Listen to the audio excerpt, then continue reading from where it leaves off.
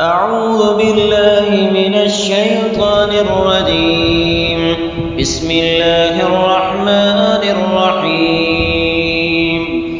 يا أيها المزمل قم الليل إلا قليلا نصفه أو انقص منه قليلا أو زد عليه ورتل القرآن ترتيلا إنا سنلقي عليك قولا ثقيلا إن ناشئة الليل هي أشد وطئا وأقوم قيلا إن لك في النهار سبحا طويلا واذكر اسم ربك وتبتل إليه تبتيلا رب المشرق والمغرب لا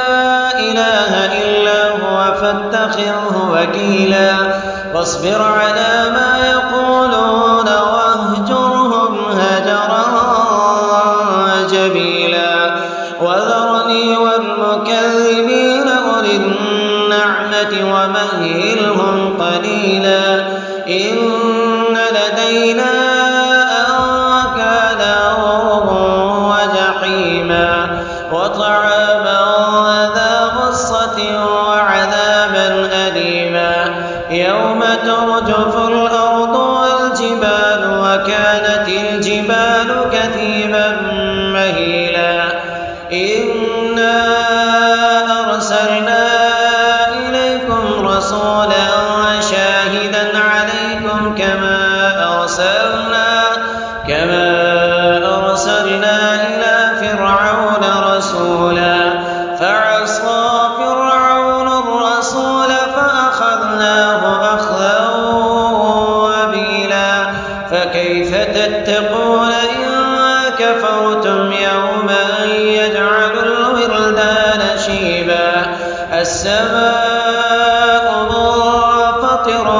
به كان وعده